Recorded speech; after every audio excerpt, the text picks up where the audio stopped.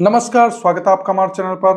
Alpine takes world IPO और SBI funds management IPO, ये दोनों आईपीओ एक साथ आ रहे हैं और दोनों आईपीओ 14 जुलाई को अप्लाई करने के लिए ओपन हो जाएंगे। इन दोनों आईपीओ में से मैंने अल्पाइन टेक्स वर्ल्ड आईपीओ का रिव्यू वीडियो पहले अपलोड कर दिया है। अल्पाइन टेक्स वर्ल्ड आईपीओ में अप्लाई करना या अवॉइड करना, इससे पहले आप उस वीडियो को जरूर देखें ताकि आप सही डिसीजन ले सके।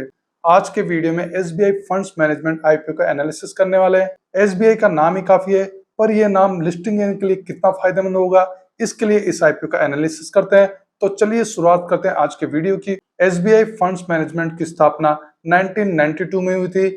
असेट अंडर मैनेजमेंट ओम के आधार पर यह भारत की सबसे बड़ी असेट मैनेजमेंट कंपनी है। यह कंपनी एसबीआई म्यूचुअल फंड को मैनेज करती है। एसबीआई फंड्स मैनेजमेंट एसबीआई और अमुंडी के बीच एक जॉइंट वेंचर है।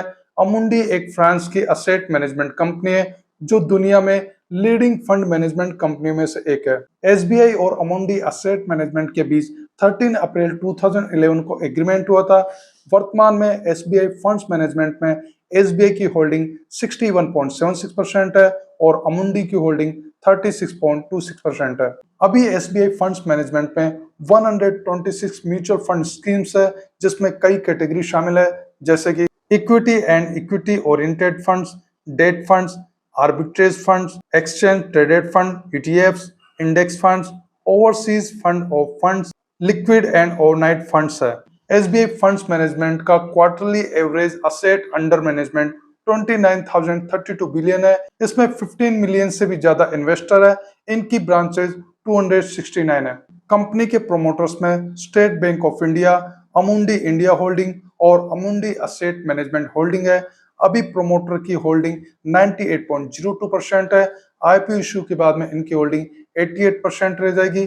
कंपनी का मार्केट कैप लगभग 1,16,914 करोड़ है। ये तो कंपनी की प्रोफाइल की बात हुई। चलिए कंपनी के फाइनेंशियल देखते हैं। 2026 फाइनेंशियल ईयर में इनके असेट 6,420.45 करोड़ है। इनके असेट में कमी हुई है। रेवेन्यू 4,976.11 करोड़ है। इनका रेवेन्यू 17% इंक्रीज हुआ है। प्रॉफिट 3,067.38 करोड़ है। प्रॉफिट में अच्छी ग्रोथ है। प्रॉफिट 21% इंक्रीज हुआ है। इबिटा 4,058.44 करोड़ है। इबिटा में भी लगातार ग्रोथ हो रही है। नेटवर्थ 5,963.06 करोड़ है। नेटवर्थ में कमी हुई है। रिजर्व्स एंड सरप्लस 326.73 करोड़ है। रिजर्व्स एंड सरप्लस में ग्रोथ है। केपीआई वैल्यू की बात करें तो आरओई 43.02% है। आरओई अच्छे हैं। आरओएनडब्ल्यू 43.02% है। आरओएनडब्ल्यू भी अच्छे हैं। इबिटा मार्जिन 92.46% है। इबिटा मार्जिन बहुत अच्छे हैं। प्राइस टू बुक वैल्यू 19.60 है। प्राइस टू बुक वैल्यू ज्यादा है। ओवरऑल फाइनेंशियल की बात की जाए तो कंपनी के फाइनेंशियल अच्छे हैं। कंपनी लगातार प्रॉफिट जनरेट कर रही है और इनके प्रॉफिट में ग्रोथ हो रही है। कंपनी की कोई उधारी नहीं है। आईपीओ का टोटल इश्यू साइज 11,692.91 करोड़ है।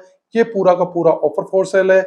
एक शेयर की प्राइस 545 से लेके 574 रुपीज है। एम्प्लॉय के लिए डिस्काउंट 54 रुपीज है।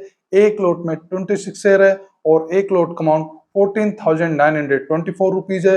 रिटेल इन्वेस्टर मिनिमम 1 लोट के लिए और मैक्सिमम 13 लोट के लिए अप्लाई कर सकते हैं। स्मॉल एचएनआई मिनिमम 14 लोट और मैक्सिमम 67 लोट के लिए अप्लाई कर सकते हैं। बिग एचएनआई मिनिमम 68 लोट के लिए अप्लाई कर सकते हैं। इस आईपीओ में शेयर होल्डर कोटा भी रखा गया है। शेयर होल्डर कोटा के लिए रिकॉर्ड डेट 8 जुलाई है, क्योंकि इसी दिन कंपनी ने आईपीओ की आरएचपी फाइल की थी। जिन इन्वेस्टर के पास में 7 जुलाई या उससे पहले एसबीआई के एक भी शेयर है तो वो इन्वेस्टर इस आईपीओ में शेयर होल्डर कोटा के लिए एलिजिबल है। लेकिन उन इन्वेस्टर को 8 जुलाई तक उस शेयर को होल्ड भी करना है। अगर आप 8 जुलाई से पहले एसबीआई के शेयर को सेल कर देते हैं तो आप इस आईपीओ में शेयर होल्डर कोटा के लिए एलिजिबल नहीं होंगे। आपके डीमैट अकाउंट में 8 जुलाई को एसबीआई का शेयर होना बहुत जरूरी है, तभी आप इस आईपीओ में शेयर होल्डर कोटा के लिए एलिजिबल होंगे। अगर आप शेयर होल्डर कोटा में एलिजिबल है तो आप 2 जगह अप्लाई कर सकते हैं, एक रिटेल कैटेगरी में और शेयर होल्डर कोटा में कर सकते हैं। अगर आप रिटेल कैटेगरी में नहीं कर रहे तो आप एनआई कैटेगरी में कर सकते हैं। इसके साथ ही शेयर होल्डर कोटा में भी अप्लाई कर सकते हैं।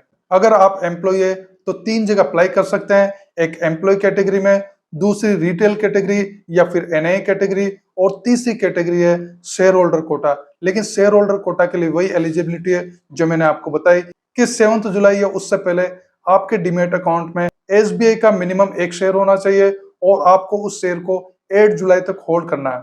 यह भी 14 जुलाई से लेकर 16 जुलाई तक अप्लाई किया जा सकता है। अलॉटमेंट 17 जुलाई को होगा। रिफंड 20 जुलाई से मिलना शुरू हो जाएगा। जिन इन्वेस्टर को आईपीओ अलॉट होगा उनके डीमेट अकाउंट में शेयर 20 जुलाई को क्रेडिट कर दिए जाएंगे और स्टॉक एक्सचेंज में इस आईपीओ से 21 जुलाई को लिस्ट होंगे। आईपीओ में रिजर्वेशन क्यूआईबी के लिए 50%, रिटेल के लिए 35% और एनआई के लिए 15% है।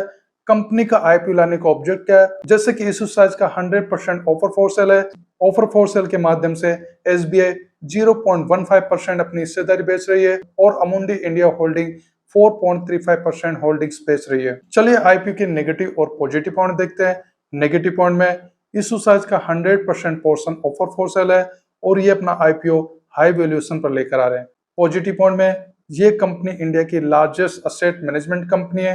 कंपनी के फाइनेंशियल अच्छे हैं और प्रोमोटर होल्डिंग अच्छी है। ग्रे मार्केट में डिमांड की बात की जाए तो ग्रे मार्केट में इस आईपीओ के लिए ठीक डिमांड है। अभी इस आईपीओ के लिए जीएमपी 110 रुपीज है। इसके अकॉर्डिंग लिस्टिंग है 19.16% हो सकता है और एक लॉट का प्रॉफिट 2860 रुपीज ग्राउंड हो सकता है। चलिए आईपीओ को समराइज करते हैं। ओवरऑल आईपीओ की बात की जाए तो सबसे ज्यादा नेगेटिव पॉइंट यही है कि ये अपना आईपीओ हाई वैल्यूएशन पर लेकर आ रहे हैं। इसमें इशू प्राइस ज्यादा है, लेकिन इस आईपीओ से पहले भी पिछले साल इसी सेक्टर का आईपीओ आया था जो कि आईसीआईसीआई प्रूडेंशियल एमसी कंपनी लेकर आई थी। इस आईपीओ के से स्टॉक एक्सचेंज में 19 दिसंबर 2025 को लिस्ट हुए। आईसीआईसीआई प्रूडेंशियल एमसी भी अपना आईपीओ हाई वैल्यूएशन पर लेकर आए थे। इस आईपीओ में एक शेयर की प्राइस 2165 रुपीज थी, लेकिन लिस्टिंग डे पर इस आईपीओ के से 2600 रुपीज पर लिस्ट हुए। इस आईपीओ से लगभग 20% का लिस्टिंग गेन मिला।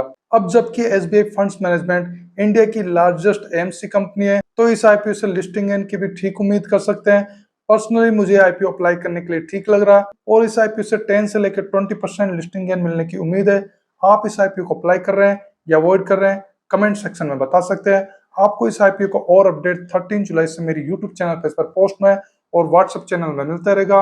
व्हाट्सएप चैनल का लिंक डिस्क्रिप्शन में दिया गया है। इस वीडियो को लाइक कीजिए, शेयर कीजिए। अगर आप हमारे चैनल पर नए हैं तो चैनल को सब्सक्राइब कर लीजिए। वीडियो देखने के लिए धन्यवाद।